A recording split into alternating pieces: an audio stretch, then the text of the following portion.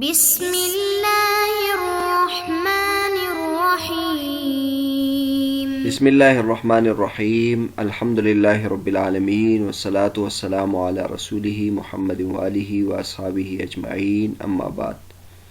درس نمبر 28۔ آج کے درس میں ہم حدیث مشہور کے بارے میں بحث کریں گے۔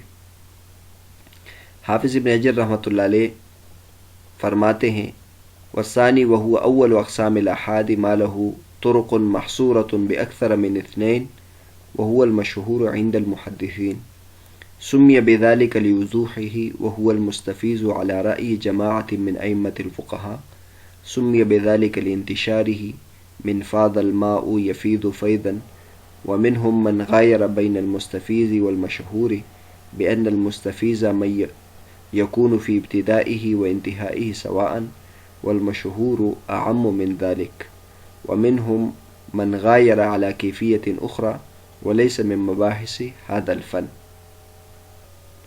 حافظ ابن حجر رحمۃ اللہ فرماتے ہیں حدیث کی دوسری قسم، راویوں کی تعداد کے اعتبار سے حدیث کی دوسری قسم جو خبر واحد کے اقسام میں سب سے پہلی قسم ہے، وہ ہے جس کے طرق اور اسانید محصور ہو، چند ہو، وہ دو سے زیادہ کے ساتھ، اور اسی کو محدثین مشہور کہتے ہیں۔ محدثین اس کو مشہور اس لیے کہتے ہیں سمی بذالک لوضوحہ، کیونکہ وہ بہت زیادہ واضح ہوتا ہے اور مشہور ہوتا ہے۔ وہو المستفیض علی رأی جماعت من ائمۃ الفقہاء، اور اسی مشہور حدیث کو مستفیض بھی کہتے ہیں ائمہ فقہا کی ایک جماعت کے رائے کے مطابق۔ اور مستفیض اس لیے کہا جاتا ہے سمی بذالک لانتشارہ، کیونکہ یہ حدیث پھیل چکی ہوتی ہے، منتشر ہوتی ہے، اور ہر زمانے میں کئی روات اس کو نقل کرتے، اس لیے اس کو مستفیض بھی کہتے ہیں۔ اور مستفیض میں کا جو مادہ ہے یہ فاض یفیض فیضاً سے ہے، پانی کا پھیل جانا۔ اس موقع پر فاض الماء کا لفظ استعمال کرتے ہیں، تو جس طرح پانی سرایت کر جاتا ہے، پھیل جاتا ہے، اور اسی طرح جو حدیث مشہور ہے اس کے روات بھی بہت زیادہ تعداد میں ہوتے ہیں۔ ومنہم من غایر بین المستفیض والمشہور، اور علماء کرام میں سے بعض نے مستفیض اور مشہور میں فرق بیان کیا ہے کہ دونوں میں مغایرت ہے۔ وہ اس طرح کے مستفیض اس کو کہتے ہیں جو ابتدائی زمانہ میں اور آخری زمانے میں برابر ہو، ہر زمانے میں اس کے راوی ایک جیسے ہو، ایک جتنی تعداد میں ہو، جبکہ مشہور اس سے عام ہے۔ مشہور اس کو بھی کہتے ہیں کہ اس کے روات ہر زمانے میں ایک جیسے ہوں، اور اس کو بھی مشہور کہتے ہیں کہ بعض زمانے میں اس کے روات کم ہو، بعض زمانے میں اس کے روات زیادہ ہو۔ ومنہم، اور علماء کرام میں سے بعض علماء کرام میں سے ہیں جو مستفیض اور مشہور میں ایک الگ طریقے کے ساتھ فرق بیان کرتے ہیں، اور وہ اس فن سے کے مباحث سے تعلق نہیں رکھتے۔ تو بہرحال اس میں حافظ ابن حجر رحمۃ اللہ علیہ نے حدیث مشہور کے بارے میں بتایا، اور پھر حدیث مشہور اور حدیث مستفیض کے بارے میں فرق بیان کر دی۔ اس کی مزید تشریح یہ ہے، سب سے پہلے تو حافظ ابن حجر رحمۃ اللہ علیہ نے حدیث مشہور کی تعریف بیان کی۔ حدیث مشہور کی تعریف یہاں حافظ ابن حجر رحمۃ اللہ علیہ نے جو بیان کی ہے وہ یہ ہے کہ ما لہ طرق محصورۃ باکثر من اثنین، جس کے راوی ہر زمانے میں دو سے زیادہ ہوں۔ تو پیچھے حافظ ابن حجر رحمۃ اللہ علیہ متواتر کی بحث میں ایک بات بتائی تھی کہ کبھی کبھی متواتر حدیث کے علاوہ جو ہے وہ بھی غیر محصور طریقوں سے منقول ہوتا ہے، اس کی تعداد اتنی ہوتی ہے جتنی متواتر کی ہوتی ہے، لیکن وہ متواتر نہیں ہوتی، تو لہٰذا اس کو بھی مشہور میں شمار کیا تھا۔ تو مشہور کی ایک قسم وہ بھی ہے جس کے طرق محصور نہیں ہوتے، لیکن اس میں متواتر کی دیگر شرائط نہیں ہوتی۔ اور یہاں جو تعریف حافظ ابن حجر رحمۃ اللہ علیہ نے کی ہے، جس کے طرق محصور ہو دو سے زیادہ کے ساتھ، یعنی 3 ہو، 4 ہو، تو اس کو بھی متواتر مشہور شمار کر دیا ہے۔ الغرض ہم مشہور کی یہ تعریف بھی بیان کر سکتے ہیں جو متواتر کی شرائط کے مطابق نہ ہو، جس کی تعداد متواتر تک نہ پہنچی ہو، تو اس کو بھی مشہور کہتے ہیں۔ تو ایک تو حدیث مشہور کے بارے میں یہ نقطہ سامنے رہنا چاہیے۔ دوسری بات یہ پیش نظر رہنی چاہیے کہ حدیث مشہور کی تعریف میں محدثین اور فقہا کا اختلاف ہے۔ یہاں ہم دیکھیں تو حافظ ابن حجر رحمۃ اللہ علیہ نے لفظ استعمال کیا وثانی وہو اول اقسام الاحادث، کہ خبر مشہور جو ہے وہ بھی خبر واحد کی اقسام میں سب سے پہلی قسم ہے، اس کو بھی خبر واحد میں شمار کیا ہے۔ پیچھے ہم نے بیان کیا کہ یہ محدثین کا مذہب ہے، اور جو فقہاء ہیں خاص طور پر فقہاء حنفیہ وہ حدیث مشہور کو خبر واحد میں شمار نہیں کرتے، بلکہ خبر واحد اور مشہور اور خبر واحد کی اقسام اس طرح 3 اقسام بیان کرتے ہیں۔ مشہور کو خبر واحد میں شمار نہیں کرتے، یہ الگ قسم بیان کرتے ہیں جو خبر متواتر اور خبر واحد کے درمیان میں یہ قسم ہوتی ہے۔ تو ایک تو یہ بھی ذہن میں رہنا چاہیے کہ جو فقہاء کے نزدیک مشہور ہے اس کی یہ تعریف نہیں ہے، اور وہ تعریف یہ کرتے ہیں کہ خبر مشہور اس کو کہتے ہیں کہ جو شروع زمانے میں تواتر تک نہ پہنچے ہیں، صحابہ کرام کے زمانے میں صدر اول میں اس کو تواتر اس کو حاصل نہ ہو، بعد کے زمانے میں اس کو تواتر حاصل ہو اور وہ تواتر تک پہنچے تو اس کو مشہور کہتے ہیں۔ تیسرے مرحلے میں حدیث مشہور اور مستفیض میں فرق، حافظ ابن حجر رحمۃ اللہ علیہ نے اس کے تحت 3 مسلک بیان کیے۔ ایک مسلک تو جمہور علماء کرام کا ذکر کر دیا ہے کہ مشہور اور مستفیض میں وہ فرق نہیں کرتے۔ جو مشہور کی تعریف ہے کہ اس کے روات ہر زمانے میں 2 سے زیادہ ہو، تو یہی مستفیض کی تعریف بھی ہے، اور مستفیض اور مشہور کا وجہ تسمیہ بھی بیان کیا، اور یہ ایک مسلک ہے۔ دوسرا مسلک انہوں نے یہ بیان کیا کہ بعض حضرات مشہور اور مستفیض میں فرق بیان کرتے ہیں، اور فرق یہ بیان کرتے ہیں کہ مستفیض تو اس کو کہتے ہیں جو ہر زمانے میں ایک جیسے افراد ہو، یعنی ہر زمانے میں مثلا اس کے افراد 10 10 10 10 اور کسی زمانے میں اس سے کم نہ ہو، 10 سے کم نہ ہو، جبکہ مشہور ضروری نہیں ہے کہ اس طرح ہو۔ مستفیض کو بھی مشہور کہتے ہیں، لیکن مشہور اس کو بھی کہتے ہیں کہ ایک زمانے میں اس کے روات 4 ہو، اور پھر بعد کے زمانے میں اس کے روات 10 تک پہنچے ہو، یا پہلے زمانے میں اس کے روات 10 ہو، بعد میں اس کے 5 ہو، بعد میں جا کر 3 ہو، تو اس کو بھی مشہور کہتے ہیں۔ یہ دوسرا فرق ہو گیا۔ بعض حضرات نے اس میں ایک اور فرق بیان کیا ہے۔ اس فرق کے بارے میں حافظ ابن حجر رحمۃ اللہ نے اشارہ کیا ہے لیکن ذکر نہیں کیا، اور اس کو اس لیے ذکر نہیں کیا کہ اس کا اس فن کے ساتھ تعلق نہیں ہے، اس لیے حافظ ابن حجر رحمۃ اللہ علیہ نے اس کو ذکر نہیں کیا۔ وہ یہ کہتے ہیں کہ مستفیض اس کو کہتے ہیں جس کو تلقی بالقبول حاصل ہو۔ مستفیض اس کو کہتے ہیں جس کے روات زیادہ نہ ہوں لیکن اس کو قبولیت مل جائے اور وہ معمول بہا ہو، تو اس کو مستفیض کہتے ہیں۔ اور مشہور اس کو کہتے ہیں کہ جس کے روات ہر زمانے میں 2 سے زیادہ ہو، واقعی روات زیادہ ہوں، تلقی بالقبول سے اس کا تعلق نہ ہو۔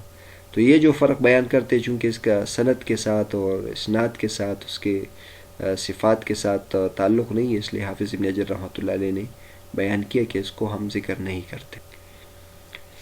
ایک بات یہاں یہ ذکر کی جاتی ہے کہ حدیث مشہور کا حکم کیا ہے، تو حافظ ابن حجر رحمۃ اللہ علیہ نے یہاں مشہور حدیث کا حکم بیان نہیں کیا، اور حافظ ابن حجر رحمۃ اللہ علیہ آگے جا کر سب کا حکم اکٹھے بیان کریں گے۔ خبر واحد، چونکہ حدیث مشہور کو بھی خبر واحد میں شمار کیا انہوں نے، اور خبر عزیز اور غریب یہ سب خبر واحد میں ہے، تو آگے جا کر خبر واحد کا حکم اکٹھے بیان کریں گے تو وہ سب کا حکم ہوگا، اور وہ سب کا حکم یہ بیان کرتے ہیں کہ اگر اس میں صحت کے شرائط موجود ہوں تو وہ صحیح ہوگی، اور اگر صحت کے شرائط موجود نہ ہو تو وہ پھر صحیح نہیں ہوگی۔ تو الغرض حدیث مشہور کا حکم یہ ہے کہ کبھی وہ صحیح ہوگی، کبھی وہ ضعیف ہوگی، کبھی وہ حسن ہوگی۔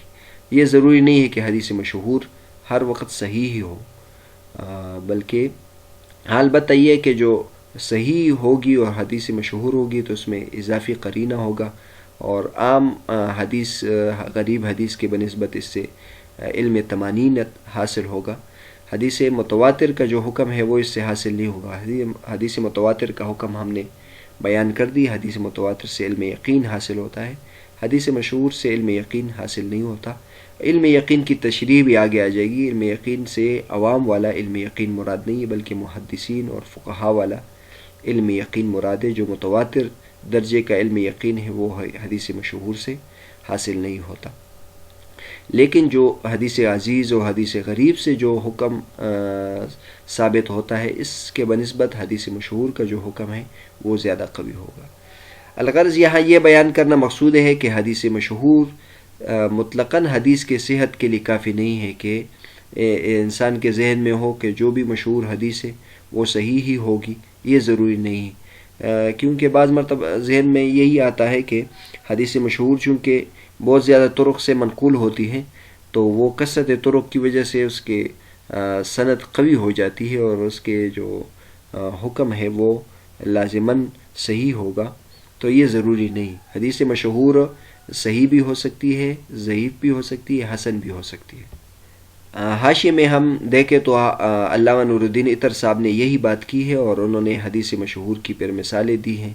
حدیث مشہور صحیح کی مثال انہوں نے دی ہے لا یمس القرآن الا طاہر، کہ قرآن کو صرف پاک شخص ہی ہاتھ لگا سکتا ہے. فرماتے کہ یہ حدیث 5 صحابہ کرام سے منقول ہے: عمرو بن حزم، ابن عمر، حکیم بن حزام، عثمان بن ابی العاص، ثوبان رضی اللہ تعالی عنہم اجمعین. ان سے یہ حدیث منقول ہے. دوسرے نمبر پر وہ حدیث جو مشہور ہو اور حسن درجے کی ہو، لا ضرر ولا ضرار کی حدیث ہے. لا ضرر ولا ضرار یعنی حضور صلی اللہ علیہ وسلم فرماتے ہیں کہ دین اسلام میں تکلیف نہیں ہے اور آسانی ہے. تو یہ جو حدیث ہے یہ کئی طرق سے منقول ہے، لیکن کئی طرق سے منقول ہونے کے باوجود یہ حسن درجے تک پہنچتی ہے. چنانچہ علامہ نووی رحمۃ اللہ علیہ نے 40 نووی میں اس کو حسن درجے کی قرار دی ہے. تیسری جو حدیث ہے حدیث مشہور ضعیف میں اس کو شمار کیا ہے اطلب العلم ولو کان بالسین، جس کا ترجمہ ہے علم حاصل کرو اگرچہ تمہیں چین جانا پڑے. تو اس حدیث کو علامہ نور الدین عطر صاحب نے حدیث ضعیف میں شمار کیا ہے، لیکن یہاں بھی حدیث ضعیف سے مراد موضوع حدیث ہے. چنانچہ نور الدین عطر صاحب فرماتے ہیں کہ اس کی مزید تشریح ہماری کتاب رحلہ فی طلب الحدیث خطیب بغدادی کی کتاب ہے، اس کے مقدمے میں ہم نے یہ بات ذکر کی ہے. تو وہاں بھی اگر دیکھ لیا جائے تو انہوں نے لکھا کہ یہ حدیث ضعیف ہے اور ضعیف کی وہ قسم جو شدید ضعیف ہے اور موضوع شمار کیا ہے. تو یہ من گڑت حدیث ہے. نبی کریم صلی اللہ علیہ وسلم کی طرف اس کو منسوب نہیں کرنا چاہیے. نبی کریم صلی اللہ علیہ وسلم نے یہ بات بیان نہیں کی ہے. اصل جو حدیث علم کے بارے میں ہے وہ درست حدیث یہ ہے جو نیچے ہم نے ذکر کی ہے: طلب العلم فریضۃ علی کل مسلم. اصل حدیث یہ ہے. حضور صلی اللہ علیہ وسلم نے فرمایا کہ علم حاصل کرو، علم ہر مسلمان پر حاصل کرنا فرض ہے. تو یہ حدیث بہت زیادہ طرق کے ساتھ منقول ہے. علامہ سیوطی رحمۃ اللہ علیہ تو اس حدیث کو متواتر قرار دیا ہے اور اس کے طرق بہت زیادہ ہے. علامہ احمد الغماری نے بھی اس کے طرق پر اور اس کی اسانید پر مستقل کتاب لکھی ہے. تو یہ حدیث بہت زیادہ طرق کے ساتھ منقول ہے. اس حدیث کے طلب العلم فریضۃ علی کل مسلم و مسلمہ کے بعض طرق میں، بعض اسانید میں کسی نے اس کا بھی اضافہ کیا ہے اطلب العلم ولو کان بالسین. تو چونکہ یہ حدیث تو صحیح ہے، اسی وجہ سے بعض علماء کرام نے اس کو بھی اس کے ضمن میں شمار کر دیا ہے. حالانکہ یہ روات کا اضافہ ہے اور موضوع حدیث کی ایک وہ قسم بھی ہے کہ جس میں کسی حدیث کے ٹکڑے کو دوسری صحیح حدیث کے ساتھ شامل کر دیا جائے. تو یہ بھی حدیث موضوع کی ایک قسم شمار ہوتی ہے. تو بہرحال طلب العلم فریضۃ علی کل مسلم بذات خود یہ صحیح حدیث ہے، چونکہ اس کے طرق بھی بعض ضعیف ہے، بعض صحیح ہے، بعض حسن درجے کے، بعض اسی وجہ سے بعض علماء کرام نے اس کو صحیح میں شمار کیا ہے، بعض نے اس کو حسن میں شمار کیا، بعض نے اس کو ضعیف قرار دیا ہے. لیکن علامہ احمد الغماری رحمۃ اللہ علیہ نے لکھا ہے کہ اس حدیث طلب العلم فریضۃ علی کل مسلم، اس کا ایک طریق ایسا ہے جو علیحدہ بھی صحیح درجے تک پہنچ جاتا ہے. تو پھر جو دیگر طرق ہے اس کی وجہ سے تو یہ حدیث لازمی طور پر صحیح میں شمار ہو جائے گی. الغرض طلب العلم فریضۃ علی کل مسلم، یہ حدیث تو صحیح ہے یقینی طور پر، لیکن اس کے ساتھ اطلب العلم ولو کان بالسین کا جو اضافہ کیا گیا ہے یہ موضوع کے قبیل سے ہے، شدید ضعیف ہے، لہٰذا اس کو حدیث کے طور پر نہیں بیان کرنا چاہیے. الغرض یہاں جو ہماری بحث ہے وہ یہ ہے کہ حدیث مشہور جو کئی طرق سے منقول ہو، ضروری نہیں کہ وہ حدیث صحیح ہو، بلکہ اس کے طرق کی ہم تحقیق کریں گے، اور بعض مرتبہ وہ حدیث مقبول شمار ہوگی اور بعض مرتبہ وہ حدیث مقبول شمار نہیں ہوگی. اس کے بعد حافظ ابن حجر رحمۃ اللہ علیہ حدیث مشہور سے متعلق ایک اور بحث فرما رہے ہیں. ثم المشہور یطلق علی ما حرر هنا وعلى ما اشتهر على الألسنة فيشمل ما له اسناد واحد فصاعدا بل ما لا يوجد له اسناد اصلا. پھر مشہور کا جیسے اطلاق اس پر ہوتا ہے جو یہاں ذکر کر دیا گیا، یہاں اس کی وضاحت کی گئی، اور اسی طرح اس پر بھی مشہور کا اطلاق ہوتا ہے جو زبانوں پر مشہور ہو. تو اگر یہ معنی مراد ہو جو زبانوں کے ساتھ مشہور ہو تو پھر یہ اس حدیث کو بھی شامل ہوگی جس کی صرف ایک سند ہو یا ایک سے زیادہ ہو، 2 سندیں ہوں، یا بلکہ یہ اس کو بھی شامل ہوگی جس کی بالکل سند نہ ہو. تو بہرحال یہ حدیث مشہور کی بالکل ایک الگ اصطلاح ہے. اس کے بارے میں بھی یعنی باخبر رہنا چاہیے کہ کہیں دونوں اصطلاحات کو ایک دوسرے کے ساتھ خلط ملط نہ کیا جائے. تو یہ ہے حدیث مشہور کی ایک اور اصطلاح، مشہور لغوی. تو مشہور کو ہم 2 قسموں میں تقسیم کرتے ہیں، ایک مشہور اصطلاحی. مشہور اصطلاحی کی تعریف گزر چکی ہے کہ جس کے روات ہر زمانے میں 2 سے زیادہ ہو، اور ایک مشہور لغوی ہے کہ وہ زبان پر مشہور ہو یا ایک جماعت میں مشہور ہو. تو اس اعتبار سے تو جو مشہور کا معنی ہے یہ ضروری نہیں ہے کہ اس کے روات ہر زمانے میں 2 سے زیادہ ہو، بلکہ بعض مرتبہ ایک موضوع حدیث زبان پر مشہور ہو جاتی ہے، اس کو مشہور کہہ دیتے ہیں. بعض مرتبہ غریب حدیث کو جس کا ایک ہی طریق ہو اس کو بھی مشہور کہہ دیتے ہیں، جیسے مثلا انما الاعمال بالنیات ہے، ہم کہہ دیتے ہیں کہ یہ مشہور حدیث ہے. تو یہاں جو مشہور کا لفظ ہے اس کا لغوی معنی مراد ہے، مطلب لوگوں میں مشہور ہے اور یا علماء میں مشہور ہے. مشہور کا اصطلاحی معنی ہم یہاں مراد نہیں لیں گے. اس اصطلاح کے اعتبار سے اس حدیث مشہور کے بارے میں پھر کئی کتابیں لکھی گئی ہیں. اس پر جو سب سے بہترین کتاب ہے وہ علامہ سخاوی رحمۃ اللہ علیہ کی کتاب المقاصد الحسنہ فی الاحادیث المشتہرہ علی الالسنہ ہے. دوسری کتاب کشف الخفاء و مزیل الالباس عما اشتہر من الاحادیث علی السنۃ الناس. اسی طرح علامہ زرکشی رحمۃ اللہ علیہ کی کتاب اللآلی المنصورہ فی الاحادیث المشہورہ، اور علامہ سیوطی رحمۃ اللہ کی کتاب ہے الدرر المنتثرہ فی الاحادیث المشتہرہ.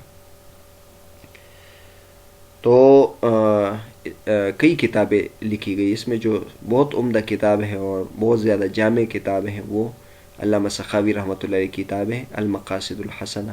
اور پھر چونکہ کشف الخفاء اس کے بعد لکھی گئی ہے تو وہ اس میں اس کے علاوہ کئی احادیثیں شامل کی گئی ہیں.